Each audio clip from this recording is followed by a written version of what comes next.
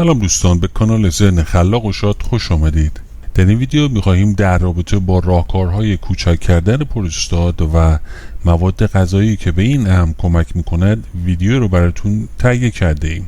غده پروستات در مردان در طول زندگی به رشد خودش ادامه میده. به همین دلیله که مردان مسن بیشتر به مشکلات بزرگ شدن پروستات مبتلا میشن. به این وضعیت بزرگ شدن خوشخیم پروستات گفته میشه که مشابه سرطان پروستات نیست. این دو بیماری جداگانه هستند که به روش‌های مختلف درمان میشن. خوشخیم به معنای غیر سرطانی است. با این حال حتی بدون سرطان پروستات بزرگ میشه و میتونه باعث ناراحتی و عوارض بشه. بزرگ شدن خوشخیم پروستات مشکلاتی رو برای مردان بالای 50 سال به وجود میاره. مردان مبتلا به این بیماری مشکلات مثانه رو تجربه میکنن. مشکلاتی از جمله تکرار ادرار، جریان ضعیف ادرار، از دست دادن غیر ارادی ادرار، درد در هنگام ادرار یا بعد از انزال. برخی از درمان‌ها و مکمل‌های گیاهی که علائم پروستات کمک بکنند بدون نسخه در دسترس هستند. اما اگه می‌خواهید یکی از درمان‌های ذکر شده رو امتحان بکنید، باید حتما با پزشک خودتون مشورت کنید. بزرگ شدن پروستات زمانی اتفاق میفته که تجمع آندروژن ها از مرگ سلولی پروستات پیشگیری میکنند و باعث تکثیر سلولی میشن و اندازه غده پروستات رو افزایش میدن. بزرگ شدن پروستات یا هیپرپلازی خوشخیم پروستات میتونه علائم ناامید کننده و ناراحت کننده ای رو ایجاد کنه. در این ویدیو درمان‌های طبیعی برای بزرگ شدن پروستات رو شرح میدیم و علل و عوامل خطر اون رو بررسی خواهیم کرد. پزشکان داروهایی مانند مسدود کننده‌های آلفا و مهار کننده‌های آلفا رکتوز رو برای شخص بیمار تجویز میکنند. آلفا بلوکرها با شل کردن عضلات مجرای ادرار و گردن مثانه به کاهش علائم خوشخیم پروستات کمک میکنند که میتونه جریان ادرار رو بهبود ببخشه.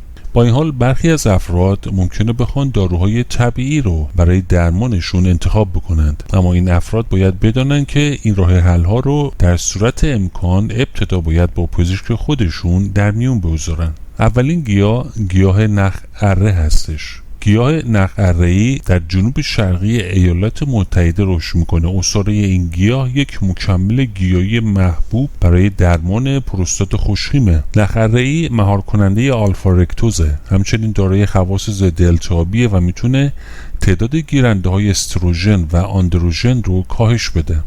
مصرف روزانه عصاره نخ اره با کاهش علائم پروستات خوشخیم مرتبطه. عصاره گیاه احتمالاً این تأثیر رو داره زیرا از تولید DHT پیشگیری میکنه. DHT هورمونیه که باعث رشد پروستات میشه. گیاه بعدی گرده چمن چاودار هستش. برخی افراد از مکمل‌های گیاهی ساخته شده از گرده چمن برای درمان پروستات خوشخیم استفاده میکنند. در واقع عصاره علف چاودار حاوی موادیه که میتونه رشد سلولهای پروستات رو مهار بکنه و التهاب رو کاهش بده. به نوبه خود این ممکنه به بهبود علائم پروستات خوشخیم مانند تکرار ادرار و شب ادراری کمک شایانی بکنه. گیاه بعدی گزنه است. این گیاه حاوی ترکیبات آنتی اکسیدانی و ضد التهابی مشابه گیاه نخ اره‌ایه. در واقع درمان‌های طبیعی برای اختلالات ادراری مختلف اغلب از ریشه گزنه در ترکیب با نخ اره‌ای استفاده میشه. عصاره ریشه گزنه میتونه به طور مؤثر علائم پروستات خوشخیم رو کاهش بده و کیفیت کلی زندگی افراد مبتلا به این بیماری رو بهبود ببخشه. عصاره بعدی پوست درخت پیکم هست. این عصاره از پوست درخت آلوی آفریقایی به دست میاد. این عصاره فواید بالقوه زیادی برای سلامتی داره و حاوی طیف وسیعی از اسیدهای چرب، الکل و استرولها مانند بتوسیستروله.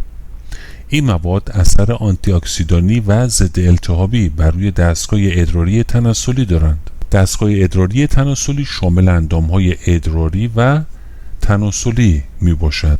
مواد بعدی لیکوپین هست. لیکوپین یک رنگدانه طبیعی که در بسیاری از میوه‌ها و سبزیجات وجود داره.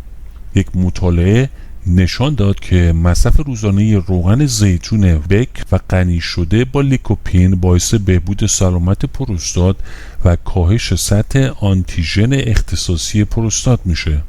همینطور گوجه فرنگی غنی‌ترین منبع لیکوپن در دسترسه و بیشتر افراد میتونن اونو از سوپرمارکت ها تهیه کنند، اما چند میوه و سبزیجات دیگر حاوی سطوح پایینتری از این آنتی اکسیدها هستند.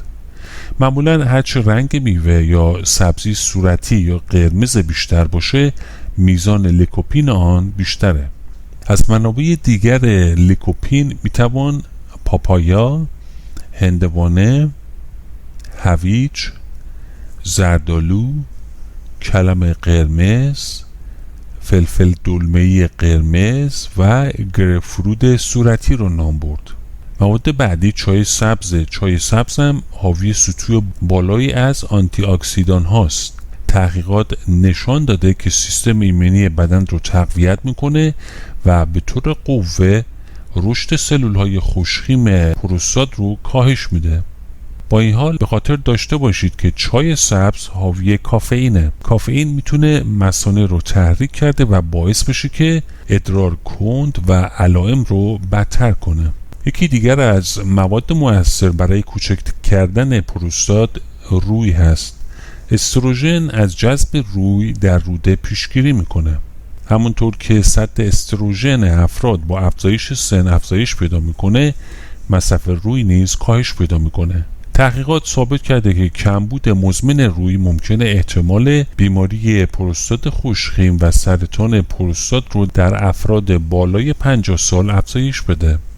مصرف مکمل‌های روی یا افزایش مصرف روی در رژیم غذایی میتونه خطر کمبود روی رو در افراد کاهش بده. روی همچنین میتونه تولید DHT رو کاهش داده و این آندروژن رو از اتصال به گیرنده های مهار کننده و به طور بالقوه علائم پروستات خوشخیم رو کاهش بده. غذاهای دریایی و چندین دانه و مغزها مانند کنجد و تخم کدو حاوی روی هستند. سویا ممکنه مکانهای گیرنده‌ای رو که استروژن‌های قوی‌تر برای افزایش تجمع DHT استفاده می‌کنند مسدود کند. بتا سیسترول یک ترکیب اصلی است که به طور طبیعی در سویا وجود داره. همینطور امگا 3 میتونه به کاهش عملکرد ترکیباتی که در التهاب پروستات نقش داره کمک بکنه. غذاهای غنی از اسیدهای چرب امگا 3 شامل ماهی‌های آب سرد مانند سالمون، ماهی خالمخالی و ساردین و همچنین تخم مرغ، گردو و برخی روغن‌های گیاهی میباشند. همینطور زغال اخته و کرنبری حاوی مواد مغذی گیاهی با خواص ضد التهابی برای مثانه میباشد. در کنار مصرف این گیاهان، افرادی که دچار پروستات خوشخیم هستند می توانند اقداماتی رو برای مدیریت علائم بزرگ شدن پروستات انجام بدند که این شامل موارد زیر می باشه: ورزش منظم، حفظ وزن متوسط بدن، همینطور 2 ساعت قبل از خواب مایعات ننوشید یا با مثانه پر بخورید. دوستان از شما تشکر میکنیم که تا پایان این ویدیو با ما بودید. لطفاً این ویدیو رو لایک کنید، اونو با دوستان خودتون به اشتراک بگذارید و همینطور از ویدیوهای دیگر ما هم دیدن و فراموش نکنید که گزینه زنگوله رو فعال کنید تا اولین کسی باشید که از ویدیوهای ما دیدن میکنید. امیدواریم که شاد و سلامت باشید.